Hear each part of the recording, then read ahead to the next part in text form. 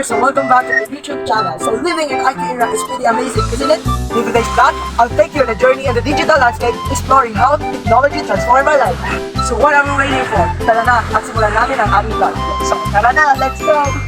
A few moments later.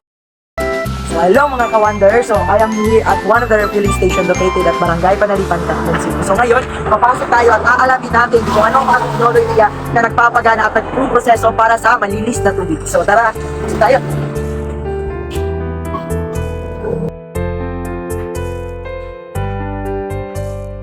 So hi guys! So ayun na nga, nandito na tayo sa loob ng water refilling station. So ngayon ay ibabahagi ko sa inyo kung paano ba gumagana ang mga makina dito.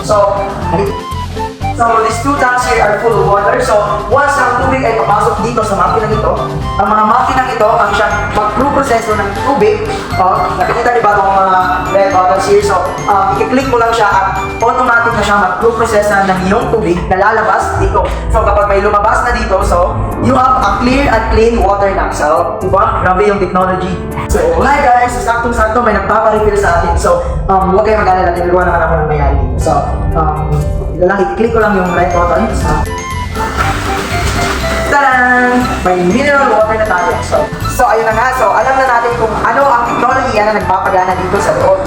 So hi guys, so we are here at car wash. So kakaibang car wash ito kasi tumulong ka lang dito at kung lalabas na yung tubig dito. So saktong-sakto sa mga mahilig sa motor ka na gustong mapalinis yung kanilang mga motor. So itatry natin na magka-car wash tayo ng motor.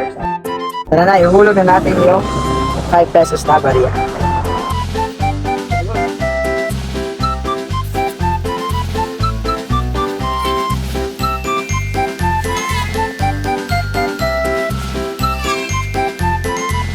So, ayun na, tapos na tayong mag-car wash. So, magbibihis muna ako guys at pupunta tayo sa Danao. So, wait for a while.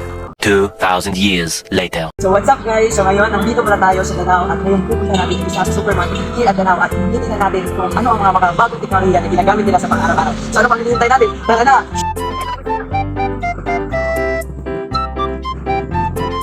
So what's up guys? So I finally arrived here at Susunod. So tara, pasok tayo.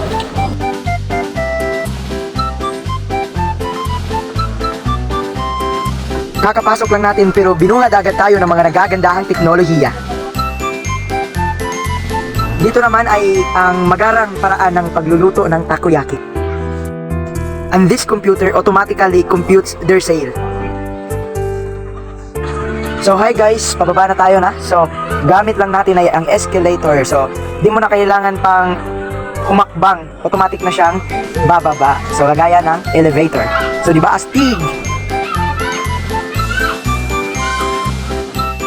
So guys, di tayo makakapasok dito sa elevator kasi daw under repair pa daw siya. So meron tayo ditong na-discover sa loob, no? Itong mga massage chair na to. So sabi ni ate kanina, so upo ka lang daw dito at para ka na raw minamasahe ng mga tao. So, di ba? Thank you so much mga ka-Wonder. Hoping may natutunan kayo sa video na to. Don't forget to subscribe and hit the notification bell for more updates. Bye!